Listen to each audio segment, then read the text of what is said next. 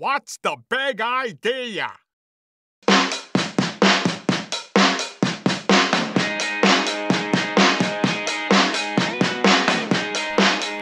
right. We are back. We never left. It's episode 55, double nickel. Yeah, we did all the episodes back to back. Yeah, one day. We just changed clothes. It's taken us 55. Actually, it's probably taken us 300 hours, probably. No, 100, 200, 300. I don't know. 150. It's not true. Anyway, this topic this week, another one I think that applies to everybody as usual. So if you're listening, just keep listening. Well, hopefully it doesn't apply. Yeah. Yeah, right. It's kind of a... But it probably is something that everybody... is relatable. Yeah, it's relatable. Just like us. The topic this week is when coaches listen to complainers.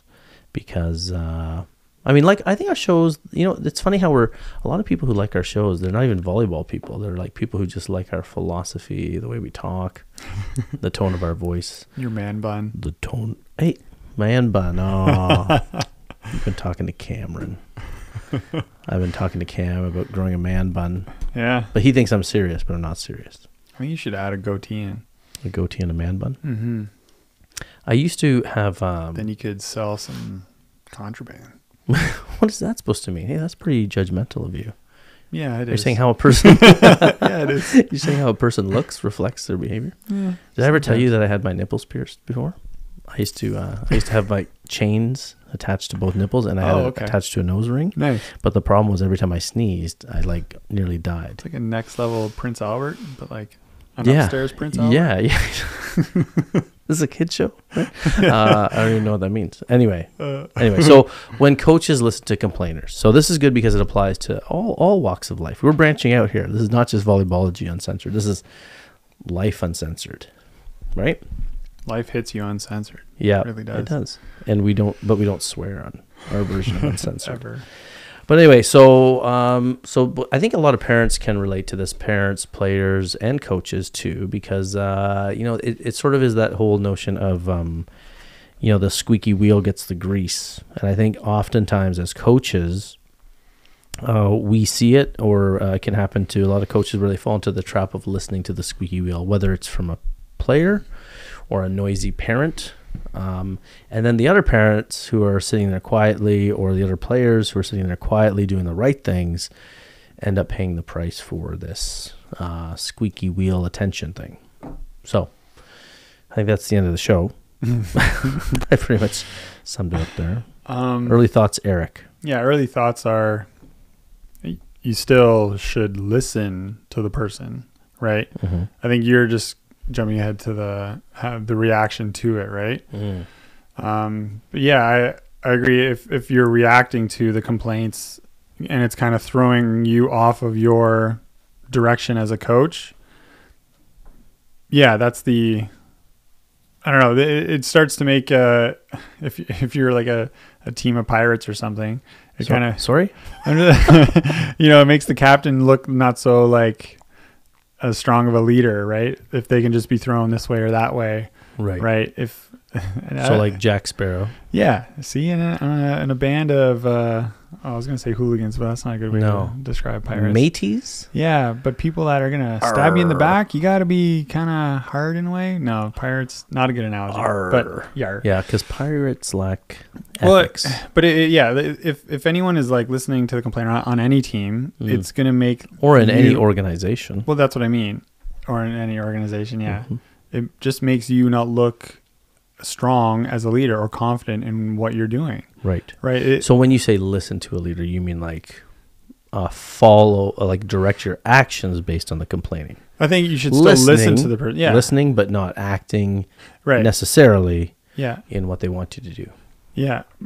Or perhaps you meant like if a complaint is coming after a drill or something and it was difficult, maybe that was your whole intent, was for it to be difficult. So in that regard, you should be expecting complaints, right? Or you run it and you are hoping to not get complaints, just to see can everyone get through the hard thing and then just move on to the next thing. Right.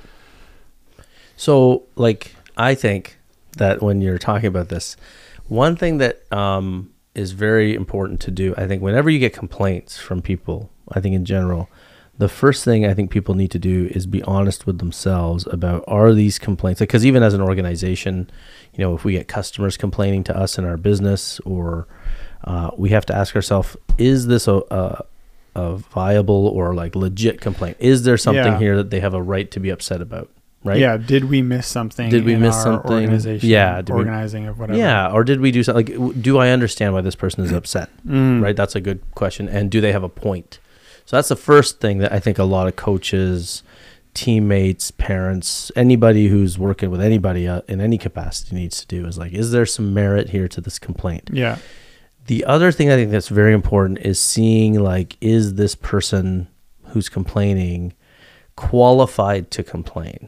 Right? Because I think, you know, a lot of people don't know what they're looking at. A lot of people don't understand the factors that you see as an insider in whatever organization, or, you know, you're the coach, you're a captain, whatever.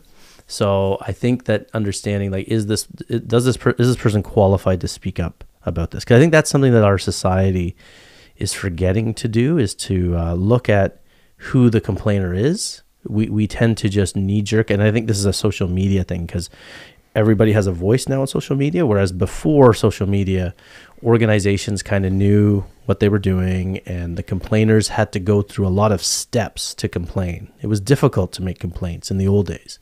But now, a certain generation, let's say a younger demographic, is online, and they can complain about anything. That doesn't even matter to them, because it's so easy to complain now.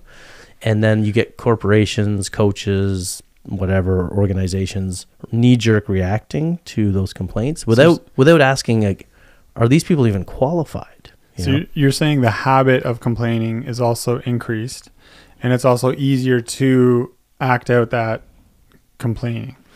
Yeah, and I think what the temptation and the problem is that because it's like you have a small segment of society that is complaining more, and they're actually, in the case of social media, it's or even parents and players who don't know much about volleyball, they're not qualified to actually make the complaint. And what I mean, don't get me wrong. There's things that, again, going back to my first point, the coach might have to say, is this legitimate? Yeah. Because maybe I am being a jerk. Maybe I am being unfair. Maybe I did forget about someone's, development versus winning right now, kind of thing. Well, what would be a legitimate complaint in a volleyball team? Like, how could this come up? Well, I think number one thing today, I think, is like people complain about playing time, right? Like a family or a player will complain about playing time. And then the nightmare scenario is where the coach, out of fear, swaps the players, and then a better player or a very good player who doesn't speak up is now riding the bench more than the player with the vocal family or the vocal. Well, this is weird, because now we get into, because we want more playing time. So if there isn't, so say the kids are getting equal playing time, but then the parent still complains, and now this kid is actually getting more playing time than the other kids.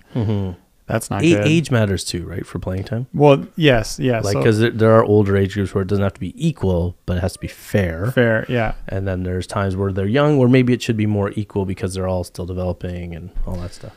But let's say it's already not fair. So the coach is a little, biased. Yeah, and maybe not the best already. And then that's happening. And then now, so in that regard, if the coach is just playing a set amount of players and not playing others, they're already after winning, or I guess. But then, so you would think that they're already somewhat headstrong, kind of.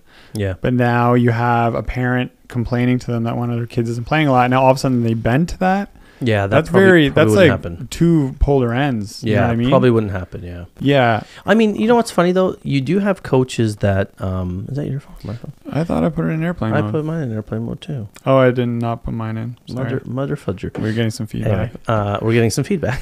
Sorry. We love feedback, but not that kind. No, I think that it's funny because there are coaches that cling to that winning mindset, not fair playing time, not even legitimate playing time. And then they will, you could make I mean, it depends on what type of coach they're, like you said. Like, if there's a lot of coaches that do that, like, okay, these are my top 6 no matter what. But they cave very easily because it's the same weakness that makes them want to win. You know what I mean? It's weakness that drives that. Yeah. Whereas the confident, strong coach is more likely to actually not be that way because they know with the win. And they understand the process thing and long-term winning versus short-term winning. Yeah. So that coach would be less likely to bend. I think that coach that is doing the right thing anyway. And and let's face it, they will face fewer complaints too because they're doing that mindset of, okay, everybody's going to get a legit chance here to prove themselves and reprove themselves, right? Get out of a box. I don't put players in boxes. Yeah. So I think it is maybe the same coach, like the headstrong one or seemingly headstrong might also be the same one to cave. Because I have seen that actually. It's more likely the coach that is doing the win now, that if a parent comes to them and complains, they might cave. I can think of a specific, we were talking about it last week. Yeah. I know a few liberos. Yeah. And they're all involved on a team over, a few years or whatever, but this one libero came in and then their parents just like complained like crazy. It was at varsity level. At varsity, post-secondary, yep. Pretty strong team in their conference or the division. And then, but just complaining or I don't know the complete story, but just a lot of pressure on the coach basically got that kid more playing time. Well, not and kid, I wouldn't even say young adult. I think the story is that there wasn't even a lot of pressure on the coach. It was just like a little pressure, probably a little pressure, and a weak coach who is again the same weak mindset that promoted this player's never coming off is the same weakness that made them okay, I'll do whatever you want. And and you hear about it everywhere so it can happen for a lot of different reasons, like, right? That could be like the parents, like you talked about this before, like parents in the club world who like get buddy with the coach, and then that kid ends up playing a lot. And none of those athletes talk. They don't want to play together at all. Like now as adults, like we play in like in adult leagues and stuff. Yeah, they avoid each other. Well, we talk because that came up, right? This is how coaches lose teams. We did an episode on that, and then we did one about how coaches create positive culture. And it always, when you have a toxic team, you can always look at the coach because they're not creating a space where there's like an egalitarian thing, and there's no like, okay, forget all that crap that's outside here. We're working too hard in here, and everything's fair, right? Players start blaming each other really fast when the coach has inconsistent rules for different that sucks because it's not even, again, varsity athletes, young adults or older teenagers, they're young people, but like these influences were made by the parents and the coach, and now there's still lasting permanent conflict or whatever, grudges between them still now they are adults, right? So it's like, what a waste of a sporting experience, right? Sports is supposed to get, it used to get above all that crap, and it would be like, you kind of bonded with these people because you went through stuff together, you struggled together, but now it's become this insecure jealous stuff facilitated by a coach who is also engaging in that who's allowing it to happen, not just allowing it, causing it to happen. I guess you're the cause of it because you're the one, like, pretty much changing. And you kind of have to model. I mean, I wish coaches would understand this. Like, you have to model strength as a coach, right? And strength means that, it doesn't mean that my way or the highway. It means, like you said, listen, take into consideration. But at the end of the day, especially if you're dealing with post-secondary athletes, you're going to have to talk to these people legally, parents. And you should be the type of coach who does what's best for the team and just best for players. Yeah. And if, in fairness, like, we don't know, maybe the parents who were complaining in that case had a point. Maybe their kid was never playing, right? But then the weak coach does the pendulum swing in the opposite direction, benches your MVP libero, and then that person quits the team. Yeah, it was, and then you lose everybody else on the team because they're like, "What the hell happened there?" It compromised everything. It's just a brutal system. Yeah, when that happens. Yeah. So if you're listening to parents, stop it. No. I think, like, again, complaining can take a lot of forms, right? It could be. One thing I think that if you are a parent who feels the need to be complaining, you should probably start by talking with your child, no matter what age they are, and hope that they make them the person to politely discuss the issue with the coach if there is one. It's tricky though, because like, there's some, I mean, I guess people are delusional, right? Like we talked about before, where they don't know why they're not playing as much as someone else, and I hope that coaches are playing everybody definitely until like 16, 17 years old. And even past that, because sport does peak late, right? Talk about, but I think there's stages before complaint. You know what I mean? Good point. It could just be a lot of this bottling up of things, and then you're doing a whole bunch of your own fantasizing, and you're making up your own theories in your mind, and then all of a sudden it gets to a point, and then you go and you write this complaint, or you confront them, or you write an email, or whatever. Right. Well, how much have you actually? How much of this are you making up on your own? Okay. Right. See what you want to see. Yeah, because I'm just thinking from what you were saying, go find out. Maybe you don't know exactly why your kid isn't getting enough playing time, That's a good point. Or you don't understand the fairness, how it's being divvied up. And then so once we're just kind of like coming up with things on their own, or not asking questions, or not talking about it, all of a sudden they get to this point, they're like, I'm going to complain about this, and then all of a sudden they're shocked or whatever, or humbled, possibly, hopefully in a better way. What else was I going to say there? But the other thing about like complaints is like, because I know your reaction's likely like mine is, well, me probably a little softer than you, but when I first hear it, especially when I'm coaching someone, complaint is kind of a tough thing, but like my first thing is to feel like heartfelt for them. It's like, okay, like I don't want you to have a bad experience, and then I try to figure it out.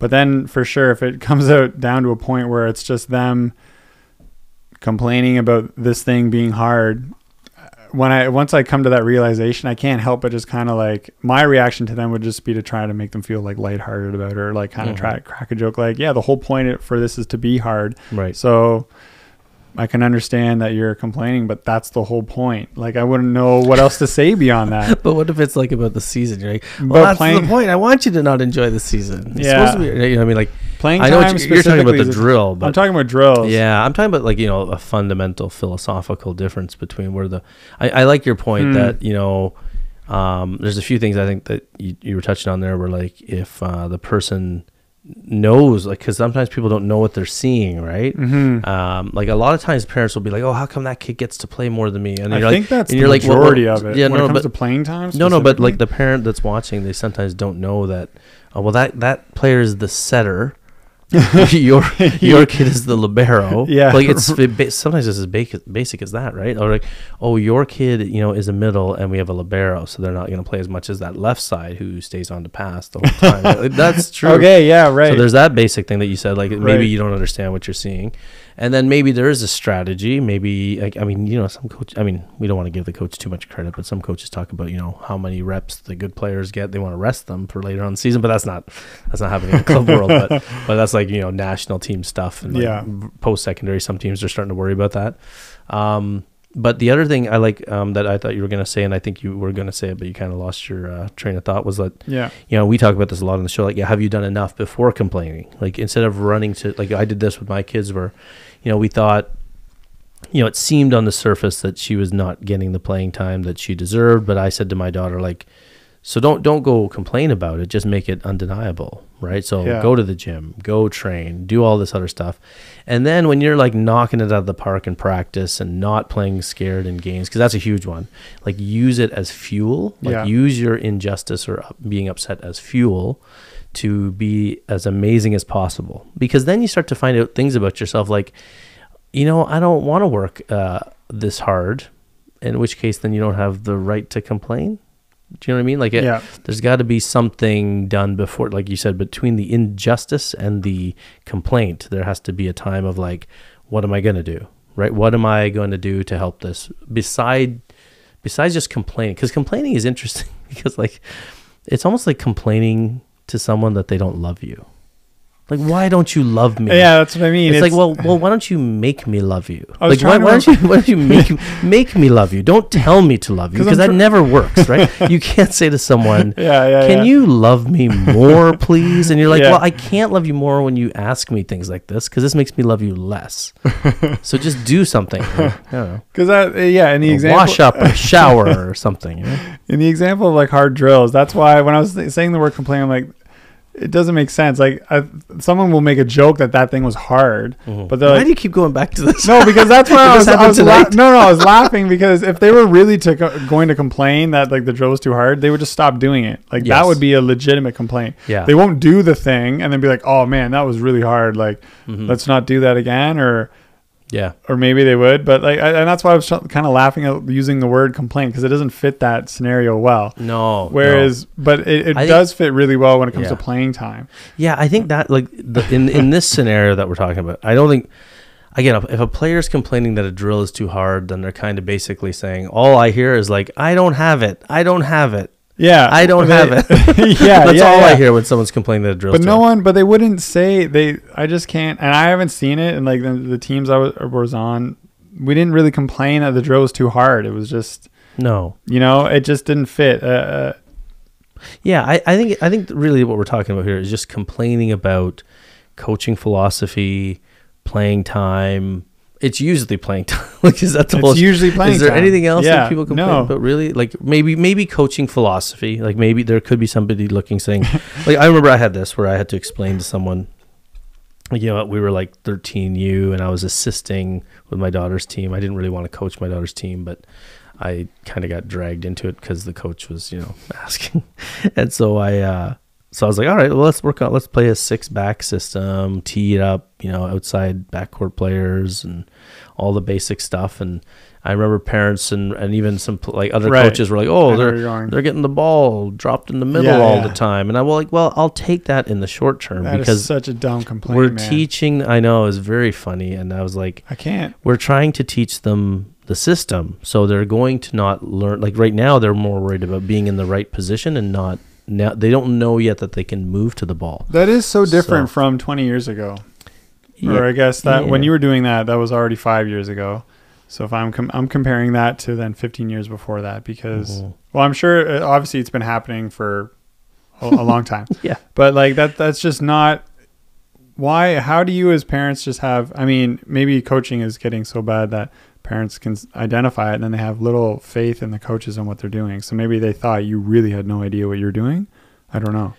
No, this was like, but why? Like, so one of the people saying this was actually a ref who ended up coaching later on. Oh man. but just, so you know that. So it's just like an incompetent coach who thinks they know, but so what it is, I think the reason why it's getting worse probably, and it's not just our imagination, is because people are less patient, right? Because of the technology. That's what I mean. Like there is. It is worse than 20 years ago, because 20 years ago you could do something like that. One, I think there's so many factors. One thing, 20 years ago, there were probably more athletic people playing. Right now it's like everybody and their dog goes into sports and they're not athletes. They're just dragged there because their parents wanted to be athletes and they're trying to live vicariously through their kids. And two, I think there's just no patience with process. Damn, that's a lot. What you just said. Well, it's 100% true, right? Like I've walked into gyms and I'm like, none of these parents are volleyball players. And I'm the only one there out of like 100 kids. And I'm like, because I know all the volleyball people my age in the area. Yeah. And I'm like, true. There's not one athlete here. Like, where are all these volleyball people coming from? And some of them are really good. I'm like, that kid can't sustain that because they don't genetically have. I'm sorry. They're like a muggle. No, I'm just kidding. No, they could be good. But they do lose out because the parent. No, because you know how I know they don't have it? Because the parents won't have the athlete's mindset. And the parents have that impatient viewpoint, and the kid burns out. Like I can tell you a ton of kids that I know that where their parent was not a great volleyball player or not even like good, and the kid was put in every program, forced. By the time the kid's 14, they quit because that parent didn't understand burnout. That parent didn't understand like Yeah. this is physically exhausting. The parent wanted it for themselves. They didn't want it for their kid, right? So, but to the point about complaining about positional stuff. So I had the people complain to me about it, and a parent was asking me, a guy who like played a little bit of volleyball, but didn't really know, and he knew who I was. Like, Is it a complaint or an inquiry? it was an inquiry for sure, or an inquiry, whatever you want. Inquiry. Inquiry sounds very classy. It was an inquiry. I don't know why I said it like that. No, it's Inquiry. Was this What a, is the was right- this a complaint or an inquiry? I don't know. You sound like the sorting. Sound like the sorting. Well, which one is Sound it? like the Is sorting it hat. inquiry or inquiry? I think it's either or. Oh, Yeah, all right. either or. Either. Oh my god. You know what I love about tomato is nobody says tomato. Anyway. Yeah, that's true. Everybody's like tomato. Nobody says tomato. Shut up. Anyway. Boggle. You sounded like the sorting hat from Harry Potter. Yeah. Is this an inquiry or an inquiry? Anyway, was this a complaint or an inquiry? Gryffindor, eh? You'll be great. Anyway, sorry, I'm going too far.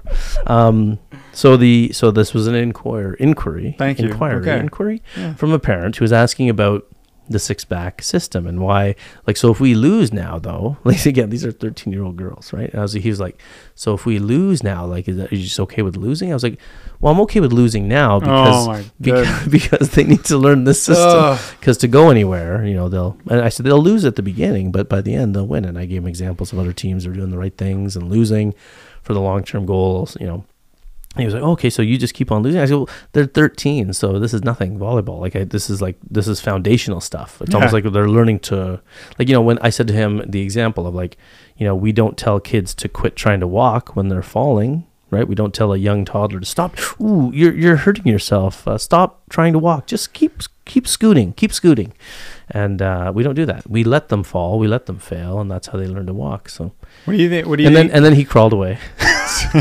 yeah. Obviously didn't understand what I was getting at. What do you think your like win-loss ratio was like growing up as a kid across all sports? Across all sports? Yeah. 1,000%. No, just kidding. 1,000%. Because I'm 100%. I'm betting I was probably like 60-40 loss to win. Yeah, there's more losers than winners, right? That's the other thing. Tell everybody. There's only one team that wins. Only one team that wins. One team wins, one team loses. That's kind of 50-50. No, but in like tournaments, Oh. right? There's oodles of team lose. Yeah. Or in a season, one team gets the championship. Yeah. Nobody else does. But a match is always one team, one winner, one loser. Yes, I'm aware of how I'm aware of how sports works. Kind of 50-50. No, but not only in that, but in tournaments and in league championships, right? How many teams don't win? How many teams win and won? So it's I think that definitely you lose more than you win. Because it's starting to look like get your kid on a team that's not that good with a good coach. That's probably the best scenario. That loses more than they win. Oh, that would be a dream scenario. With a coach that is not bad. That's starting to look like what you want. But you know what it is? It's hard for people to tell what a good coach is. Because if you, are those parents who didn't play the sport, if you don't play the sport, you have no clue what you're looking at. And that is where we are. Well, they have to have a clipboard. They have to have a clipboard. They have to have a Fila tracksuit. Velour. Pants. I think pants. Yeah, hopefully they have pants. That's a big one. That's a red flag if they don't. Just turn around and leave. Actually, don't even turn around. Just back out. Anyway, but you should. Imagine there's a male coach wearing like the female leggings. Hey, Eric. Well, Eric. What? That's I don't want to get political. But it's okay now. I mean, it's okay now. As long as yellow flag. Yeah, I don't know what's happening. I'm not going to say anything. But the key is that if you're complaining, stop it. No, complaining is. I think you're right. I don't like the word complaining. Discussing, asking, inquiring. But some coaches are even threatened by inquiring. To be fair. Yeah. On the parent side of things. A lot of this comes up because I think even in that situation of that parent complaining about the ball hitting the ground on the system you were developing, which is 6-back and whatever. Yes. The thing is, like, the kids, they may have been understanding the system. So even the child of that parent, they probably don't even feel the same way as their their parent does. They actually trust the system. They're just not used to it. Right. And they're getting used to it. And then and it's going to start working for them. So this adult may have just come up with this on their own and then come to you and be like, hey, so this doesn't look that great. However, the athlete's actually getting it. Oh yeah. The kids never complained. Yeah. Right. And so the why is getting across. Right. So either the kid talks to them or like just a little bit more patience. The parent sees a few more tournaments and then they're like, oh, it actually is starting to work. Right. And so, so a little bit of patience. Well, that answers, like you said, the impulsiveness to just quickly go and complain or whatever, or inquire in a strange way. Yeah. Cause we're starting, the fear of being asked all these things comes from a lack of confidence in your own whys as why you're implementing these things. Exactly. Right. Cause it's so easy. That's why whenever I'm coaching, whenever you're coaching, I don't feel afraid of these things. Cause I just have an answer to it. Right. Yeah. The why. Yeah. The why is answerable. And then, you know what, if it gets to the point where like I can say my bit, I can explain the system, I can talk about why we're going to do all this fitness stuff. And then if it just straight up doesn't work for them, I don't think it's a good fit then. You know what I mean? It's like, well, it will work for them if they like in terms of if it's fitness, if it's philosophy. If it doesn't, like, not working by them, just completely continuing to disagree. Gotcha. Yes. It's like, no, like I don't. Yeah. Then they don't have it. They don't have it. Well, yeah. Like at that point, I can't say anything else. Like I can say my bit. I'm compassionate towards you. Like I want you to benefit from this, and I want your kid to benefit from this. I'm going to explain to you everything I know and the reason why I'm doing it. But if they still disagree, it's like, well, I can't. You can't. Change, what do you want me to do? Yeah. You can't change their life story. Yeah. No, I agree. Like, so one of the reasons why I had no concern and never so the difference between me and other coaches is that not one part of my body wanted to change the philosophy based on this discussion with the player. And I knew the players because I always explained to the players why we're doing what we're doing. And the players knew that we were picking up more free points than we were losing. Because, like, you know, by teaching 6 to stay deep, and then the ball, I said to them, if the ball's still in the air, let it go. And they'd look over every time a ball flew out and they'd smile because they know they got a free point that if they were standing 5 feet further, they might have played that ball or whatever, right? Whereas it was at their shin and they just let it go. So the players were all in and they understood the importance of this positioning system and how the blockers are protecting the middle and anything going over the block. We have time to move, and they were just learning that. So when this parent talked to me, because I knew my stuff so well, there was not a fiber in my body that was thinking that we're going to change. And that's the difference between, like you said, a confident coach and an insecure coach. An insecure coach doesn't have the prep, doesn't have the knowledge of the game, so they will cave because they're like, maybe because they don't believe in the philosophy that they're proposing. They don't know that it'll work, right? I've seen it work in my life, in my other players I've coached, and especially in my life, I think as a player. That's why I believe in it. But if you don't do things that boost your confidence, it's funny. It all goes back to confidence. If you don't do things as a coach to boost your confidence, then you're going to cave to this pressure because you need to be liked. Right. And that's going to be your overriding concern is your image, not the welfare of the team and the players. And like, again, a coach who knows the sport would never abandon a system that they know works. Right. So if you're going as the coach display strength, and if you're going to be the is an arbiter the one that judges? Yeah. Right. If you're going to be the arbiter of judgment of complaints and legitimacy of them, you also need to be walking. You actually have to be, walking a path of strength. So you can even, I guess, you could be a coach who is quite knowledgeable and stuff. But if you're not like, I don't know, doing hard things in your daily life and stuff like that, or like actually kind of living by these values that you're trying to teach, and then something comes up like this where someone kind of shakes you around and then you end up caving to it, it's probably because you're becoming a little complacent, or I'm not sure what it is, but not prepped, right? That's what I mean. Like if you're going to be the one who's actually passing down judgment, that's a huge responsibility, right? And you have to take it on seriously. So otherwise, if you don't, like, it'll go back to that example that I was talking about earlier of those varsity players whose parents and the coach allowed things to happen and put others players in, and it toxified all their relationships permanently as adults, right? So it really, one little thing like that can have a ripple effect, right? I think I know the coach I'm talking about, but Yeah. And there's been several. Like, it's not just that one coach. yeah. And the thing is, this guy, it's too much, but he knows volleyball, right? And I know he knows volleyball because he used to be a player and stuff. But and so like he's got that box checked, right? Yeah. But then why did they succumb to this next thing? I think that, but so I mean, there's players, and then there's players who are analytical and players who are intelligent. You know what I mean? Yeah. And this is where I rethink my theory all the time about like, oh, you had to be a high level player to be a good coach, but not all high level players are good coaches. Actually, most of them aren't. You have to be a high level analytical player to be a great coach. You have to have a thinking analytical brain. We talk about all the time. Karch Karaik, widely considered the greatest volleyball player of all time. As someone who's been around watching volleyball for like almost 40 years now, like I'm 48. Karch is the best player I've ever seen, and I think anybody who watched them, players today and players then, would know that Karch would be the king in any era because he would just train differently, more up to date, whatever. But he's also one of those rare great athletes who's analytical, and that's why another one of his teammates, another great U.S. national team player, or one of the great players today in the world, might not be a great coach because they don't have the analytical side. And so that coach that I know was not like a superstar player. And he also wasn't a thinker, like not aware. Like it's funny, eh? Like I know what you're describing, and you're describing it better than I could. But you know what it is too, though.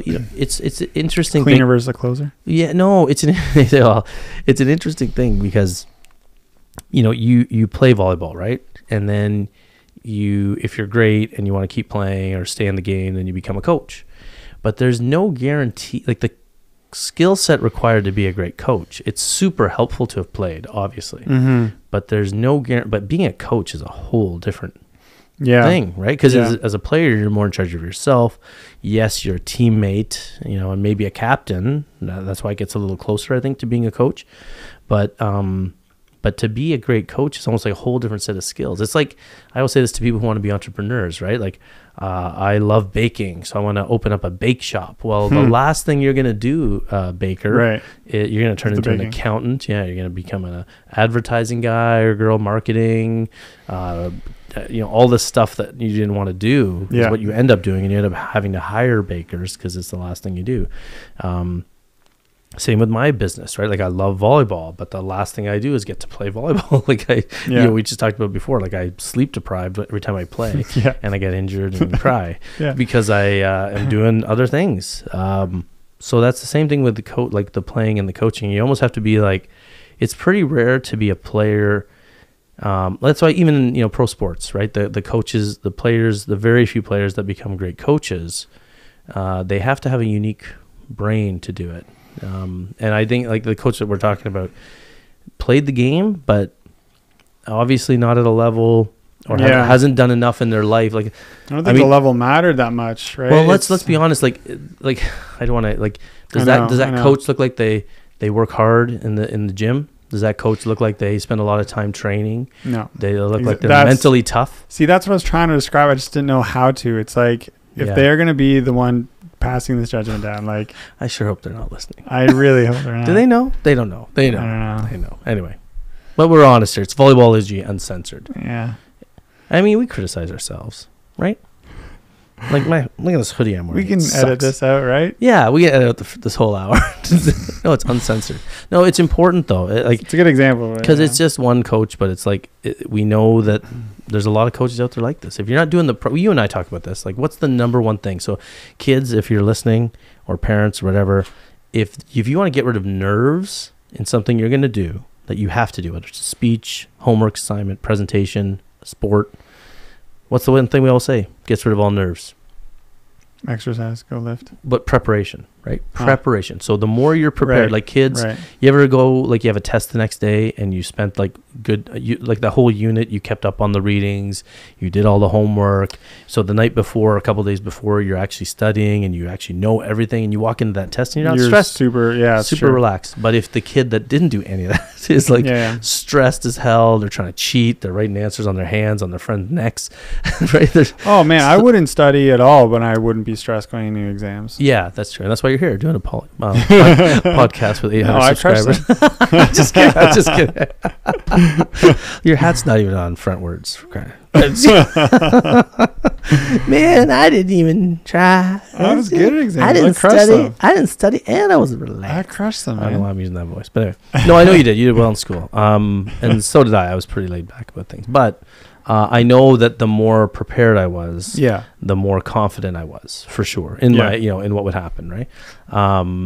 So that's the answer. Like if you're a coach who prepares and studies and researches and knows the sport, it's so much easier not to cave to the outside. Whereas if you don't, like, if you think about it, the only reason a coach would cave to complaining is if they're not confident, right, in what they're doing. Yeah. You know, if they're not familiar with the process of building. Yeah. Right. Because and as long as it's not like, we should go back to the early point. Like, there are people who complain who don't know what they're talking about. Yes. But then that's an easy fix for you as a coach. Like I said, like I had the discussion with the parent and they walked away fine. Like, you know what I mean? They walked away thinking, okay, yeah. Yeah, right. That answer works. Yeah, it makes sense. Yeah. Yeah, so then and it's a non-issue, and like you don't have to go into a practice being afraid of being asked a question by a parent. You're not even, that's the last thing you're thinking of. Or a player. And then it just happens, and then you're like, okay, and I'll deal with this on the spot, answer the question, and then move on, right? That's it. Yeah, like I've seen coaches walk. Sorry, go ahead. Well, yeah, like if you're already walking into the gym and you're already you know, this one parent's been looking at you for like 2 weeks, 3 weeks, and you're like, I get that a lot though. Oh, okay.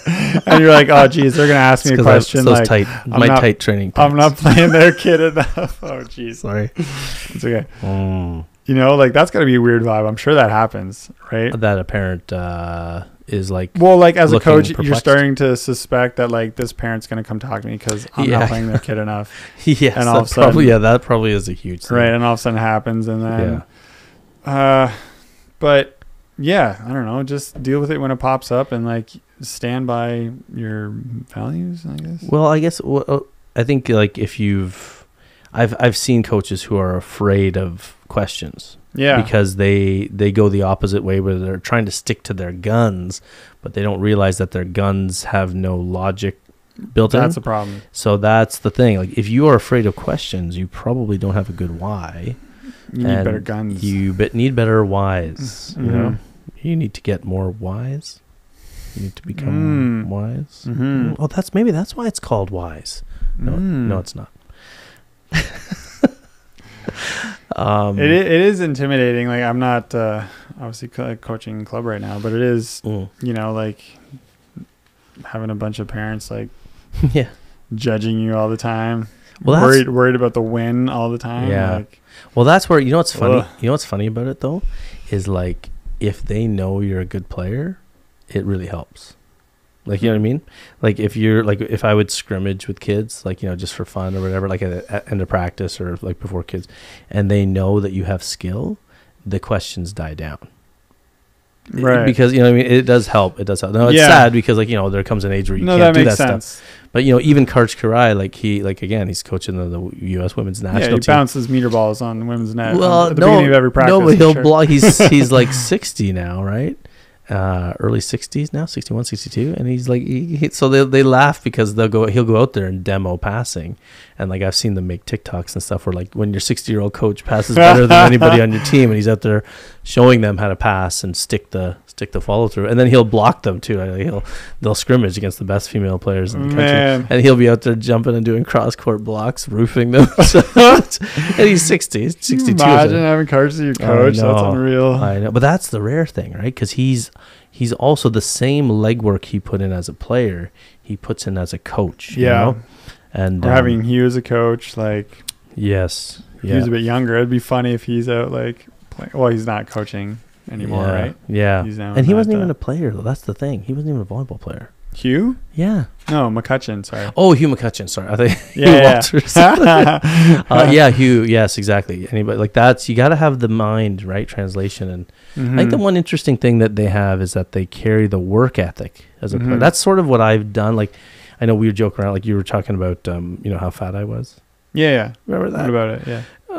Okay. And so no when but it is funny because like as a player I had a work ethic, and then it's the same work ethic I put into anything I do, including business. So now it's weird because if I still try to go play, but I'm not physically as fit as I used to be. Yeah, it drives you. But it drives me nuts. But the problem is I've shifted that work ethic that I had as like when I used to train and everything. And I've just applied it somewhere else, and that's making the body. Well, I mean, in fairness, I'm probably in better shape than most 48-year-olds, but I it just Were you waiting for me to compliment you? Is that why you paused? Yeah. Oh, okay. You are, man. Yeah. Oh, stop it. Yeah. I still look great naked. Yeah. So wait. What? Huh? What? I didn't agree. Uncensored. You weren't there, but I looked really good naked. Anyway, this is getting too late. But no, but the idea is that that's what they have. I think that's what is the rare quality, that if a player can take their work ethic, the same one, into playing, into coaching, then there's that underlying trait of, like, I guess obsession. Yeah, is the trait that they carry on. Yeah, my club coach wasn't a volleyball player; he was a high-level baseball player. But now I understand. There's no parent complained to him, and we all understand why. It's because him and the assistant coach, they knew their stuff, but they also came with an intensity to get the team, to get each individual athlete to improve so intensely. There's no way any parent would ever see any doubt in what they were giving to these kids, right? Literally giving, because they don't really make any money doing this, right? So no one, I think actually one parent complained to them one time. I think kind of funny. I think good coaches, but I think it was a parent who didn't understand anything about the game. Yeah. So and good coaches will get complaints. I think that's the one thing that we have to be careful of with this show, because I think people sort of think that we believe that every complaint is valid and that coaches suck. But great coaches will get complaints. But great coaches handle complaints. Yes, in this discussion and informative way, and the parents leave agreeing with them. And they're not worried. They're not worried about them happening. They're just going to happen, and you're just going to deal with them on the spot because you're. But you get them as a teacher. I'm telling you, as someone who taught in this era, I got way fewer complaints than other teachers. As a coach, I didn't get a ton of complaints. Right. Maybe discuss. Yeah, maybe discussion. It's people see if it's allowing for confusion. Yeah. Right. I even noticed this today, like advising, coaching adults earlier, and I was telling someone to get into the right position, serve receiving, and I kept saying shuffle, and then I was like, wait a second, I should just explain to them where I want them to be. And then I don't have to keep telling them to move back, move left. And then they feel dumb, reacting to me pointing my finger. So I'm like, okay, this is where you want to be passing, equal distance between your next passer and the line, and adjust to the. And I was like, okay, that solves the problem. Now I don't have to. Now they don't need to look at me, at the coach, every time they're passing. I've told them the why. They understand it. The why, yeah. Once you tell them the why, then it becomes. It's not even about a buy-in thing. It's just like a logic. People can't argue with logic. Yeah, and that's what it is. So they can, but they can't. They can, but they'll quickly see that it doesn't make any sense. Like what you're saying makes sense, and that's where I think being that thinker, like these good coaches are, and in fairness, I was always into philosophy and logic based everything. It translates. You just it's hard for people to disagree when you're being very logical and fair. Again, off the top, and you talked about this, that Hugh, one of your great coaches, who wasn't a volleyball guy but became a great volleyball coach, was because he knew that his stuff was making every player better. You said, and nobody can complain with that. It's the coaches that stick people at the end of the bench and say, "Yeah, you'll never play. You're 14, but we want to win gold medals." Yeah, I think those coaches legitimately deserve some complaints. And that they're the ones who attract, and in fairness, and my experience is that those types of teachers, those types of coaches, they attract the complaints. Yeah. So if you're a coach that's getting a lot of complaints and every parent's walking away angry, and it's been 5-10 years into your career, it's time to rethink how you do things. Yeah. But there's nothing more toxic than a coach who shifts their philosophy or shifts their whole way of being because of a squeaky wheel. And so how do you stop listening to the squeaky wheel? Well, why is it important to stop listening to the squeaky wheel? Because you're going to lose everybody else on that team.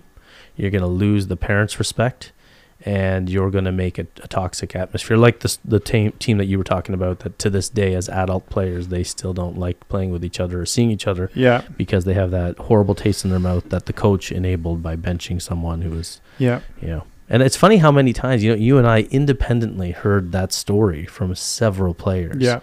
And that's just one team, you know. Yeah. This is pretty interesting. Yeah. That's, yeah. And it still scars everybody. Yeah. From that time.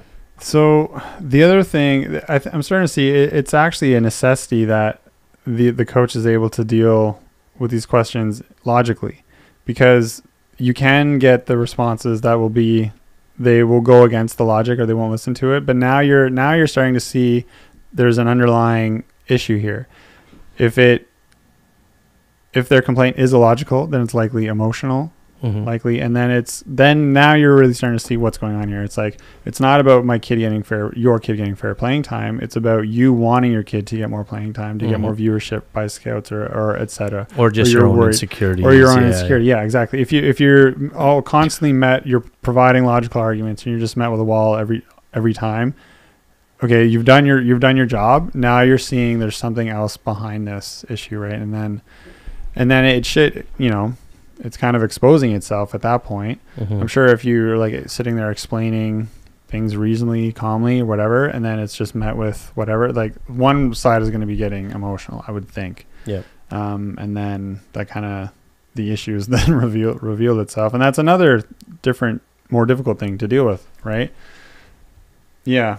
Because I'm sure there has been many scenarios of parents or players getting very emotional, probably didn't even think it was going to happen. They want to go to the coach to talk about something, and then all of a sudden something wells up of the whole thing behind everything or whatever, and then slight breakdowns or whatever. You hope that happens. Yeah, because now this would be an amazing like Goodwill Hunting moment where you know, the parent is sobbing and the coach is holding them. Well, hopefully it ends that way. Yeah, that would be lovely. That'd be good. Music plays, right? Robin Williams. I'm complaining because my father never loved me. Dun, dun, dun, dun. It's not your fault. It's not your fault. That's a powerful moment. Yeah, it's a good moment. Yeah. That's some good writing there. Matt Damon and Ben Affleck. Did those two wrote it? They wrote that. They're so young. They wrote that as teenagers. Yeah, good one. Oh, yeah, like upper maybe 20s. That's crazy. I know. Pretty good writing. How do you like them apples? That's smart. Do you like apples? What? Do you like apples? What guy? you just got an argument with this guy. Why would he even say, yeah, I like apples? Nobody would say that. They just got an argument. I'm not gonna set him up. Do you like apples? Hey, remember me? I just beat you up in the bar 10 minutes ago. Do you like apples? What? Do you like apples? Because I got a number. Yeah, I like apples. Why would he answer? He would be like, no, this is clearly a setup. Yeah. I'm not going to answer you. No, it's because he was defeated. Now he must answer to Is that right? Yeah, sure. I think he says, yeah, sure. Well, I got a number. How do you like them apples? Oh, just kick some all these down. His friends are like, somehow I don't think that's... Anyway. But we were talking about that scene. If a parent or if some angry parent actually like had that realization that my complaints aren't valid and nothing in my life is valid, you know, I shouldn't be laughing. I never imagine they came out at I hope not. It would be so awesome. Yeah. If that's how we blew up at people. Listen, I don't care what you just did right now, but I'm very angry because as a child, I was never allowed to go out with my friends, and my dad, my mother and now my said I was child ugly. Is suffering.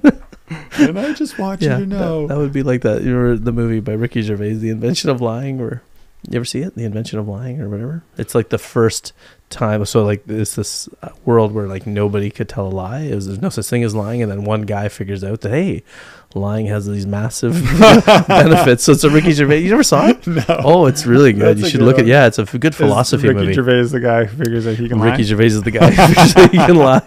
So it's a really good philosophy. It's a good philosophy movie because it's like, Oh wow! Imagine like the first person who like started lying to their advantage, and everyone, a naive world where everybody believes what you're saying. Like, oh, you really can do that? Oh, you can, and they got rich and That's everything. me all the time. Yeah, it's I'm like the super start of corruption.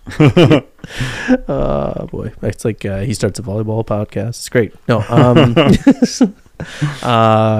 yeah. So, what else do we have to say about complaints? well, I think that don't you I think that the coach and parents, I think everybody listening, again, like we said off the top, it's very frustrating when you have anybody in a position of authority who only responds to complainers. I used to tell people like that For sure, like it's you ever see on the side of a bag of not a leader, and it's just like it's weird because you don't know what the silent majority wants. You know what I mean? Like there's a silent majority. Yeah. It's sort of indicative of our world today, right? Like we're listening and that's why I brought up social media, because we're listening to the vocal minority on social media. indicative. Indicative? Indicative? No. It's very indicative of an inquiry. Sorry. Gryffindor, eh? Huh. You'll be great. You could be great, That's pretty good, eh? You are indicative of Not Slytherin, eh? Oh, there it is. That was better. No, that I can't do it. Anyway, what was I saying? That, shoot, I lost my amazing point, Eric. You were talking about. I said indicative. Yes. What was I talking about? Listeners, tell us in the YouTube comments if you remember what I was talking about. You're talking about something good. I was good. I know. Oh, Killed it. should we stop and go back? Yeah. How do we do that? It'll come up again. I'm sure I was thinking about it. If I just sit and think. Let me just sit and think, everybody. Yeah.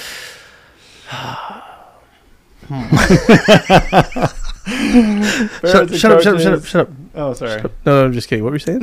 No, yeah, try to jog my memory. Everybody's listening, and they're like, they remember? This is the part where you're listening to a show. They can just go back 15 No, seconds. they remember because it was very interesting. And then they're like, yeah, he's got to finish that point. I was like, Eric had to cut in. no, it's okay.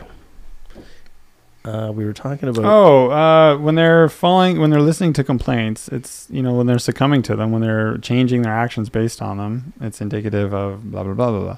right. Yes, it's indicative of, well, it's the most toxic. Of our yes, social media. Yes, thank you. Oh, well done. Yeah. Yeah, so it's the reason why we mentioned social media. I just have to fake it next time. See, you're gonna do it again. Sorry. Next time I'll do that though. I'll just be like, I'm gonna forget. I'll hype it up, and then you're like, oh yeah, and then you go, okay, sorry, go. I forgot. No, but it was. It's indicative of us on social media.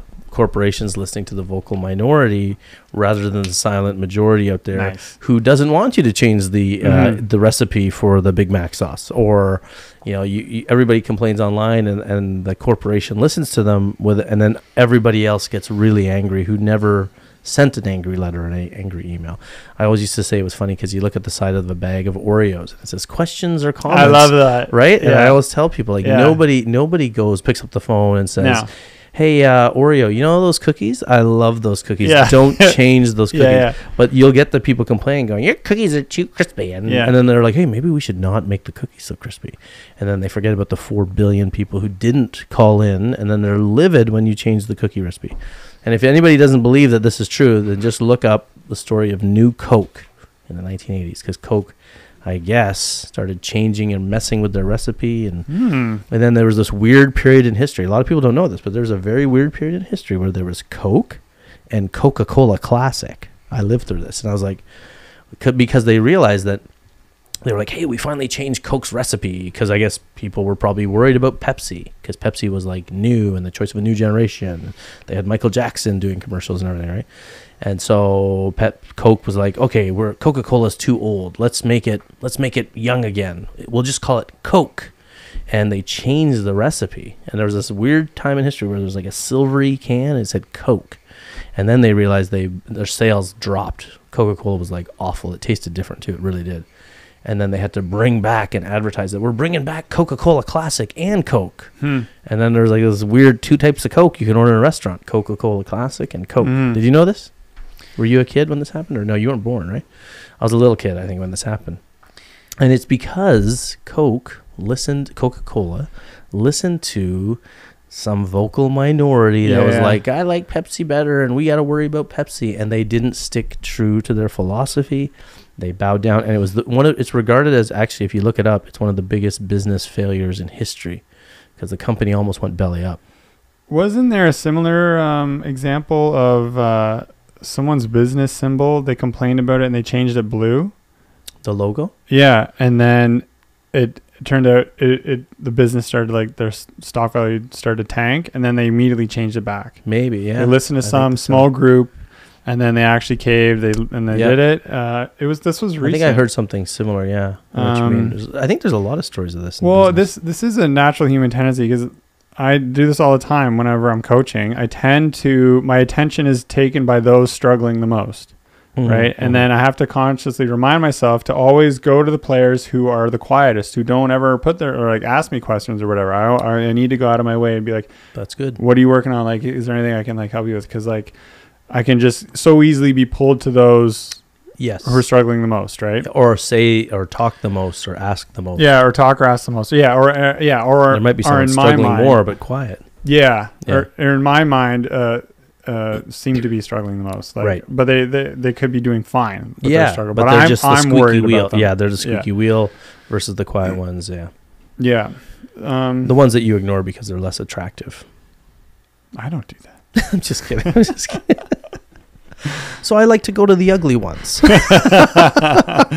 Start with them first, and then I go back and forth. All the people in your clinics who get help first now just started crying. They're like, oh. Oh my God. So what I like to do is I like to go to the ugly ones. Then I go to the stupid ones. And then I change it the next week. Yeah. Ooh, keep them off balance.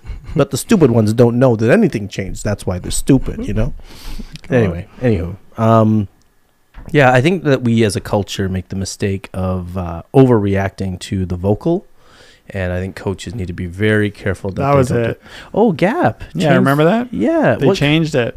What color did they change it to? No, they took away the blue. Did they really? Yeah. Oh. And then I think they put it right back because everyone hated it. I love our society. This is our outrage. It's kind of funny, eh? It is funny that's what we care about. I think that's how it happened. Yeah.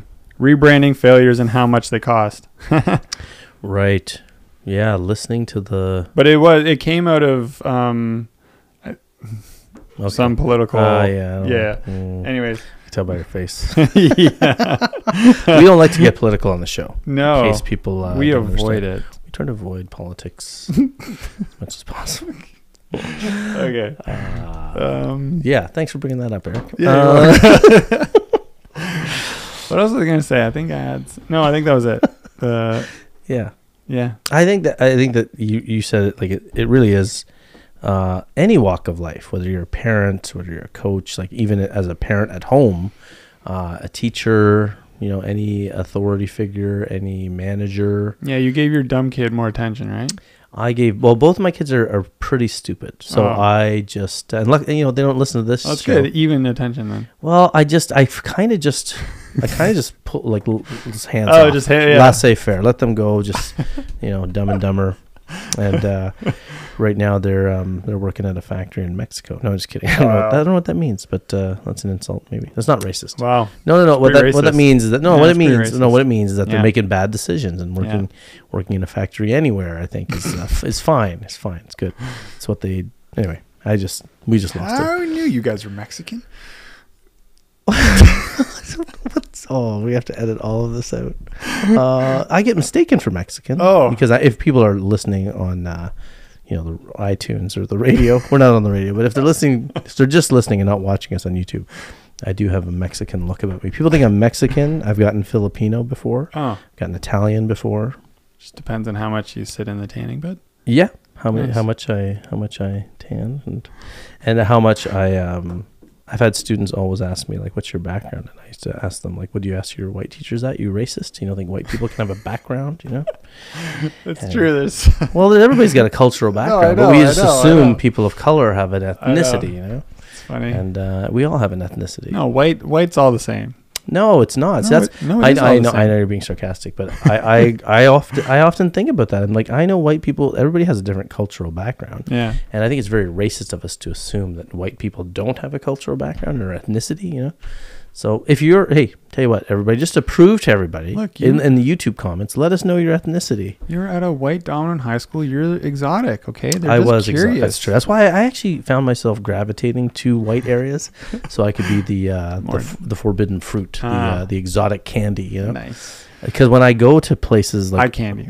eye candy, yeah. But when I go to urban centers and I'm a needle in a haystack. I feel like Marty from Madagascar. You know the zebra. Oh yeah. When he went back, I felt like I am not special here at all. Yeah. I'm going back out to the country. That's kind of funny. Yeah, it's true. It's actually true. I feel not special in urban areas where I'm like, just a dime a dozen. But whereas when I go back to like the country, then I'm like special. Yeah. Everybody's curious about the dark fella. Anyway, we're off topic. So yeah, complaining, coaches, huge deal that you should discuss things when people have complaints. Hopefully it's more of a discussion than a complaint, and you can gear it in that direction. But hopefully you've done the prep, legwork, and research and have the confidence to actually explain to the person what you're doing. I think you have to. Yeah, and hopefully what you're doing has a why. Yeah, it's the only way out of that situation.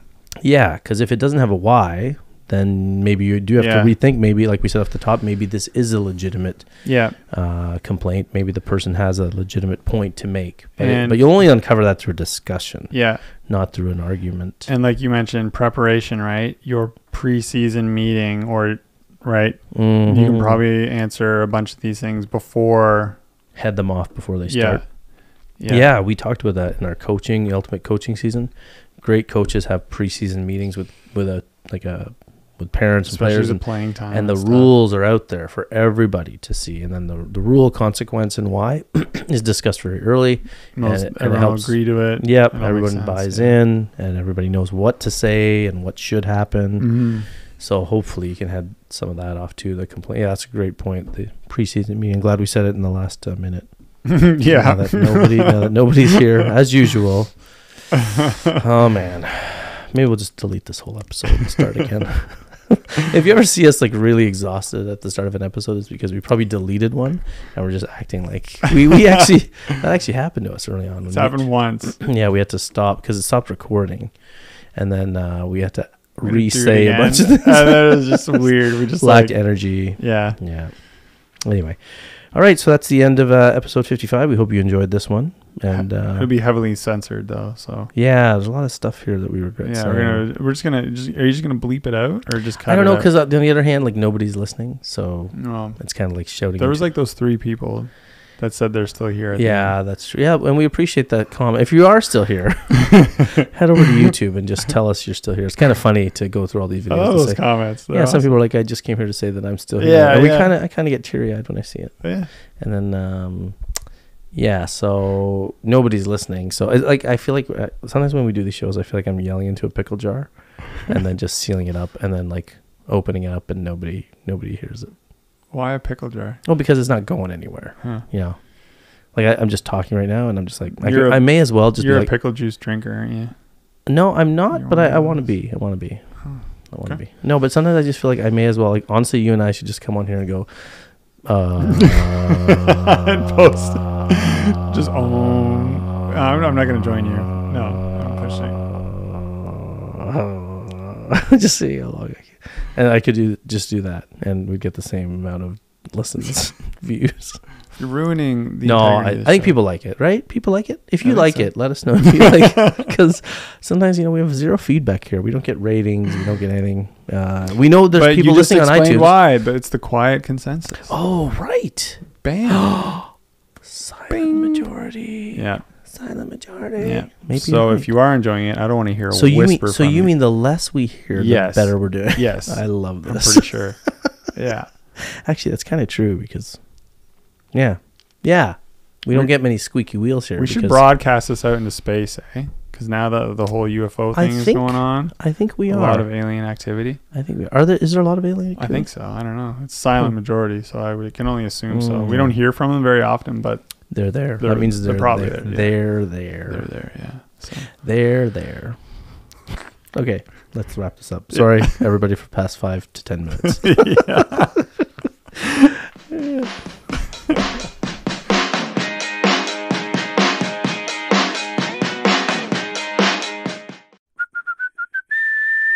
What's the big idea?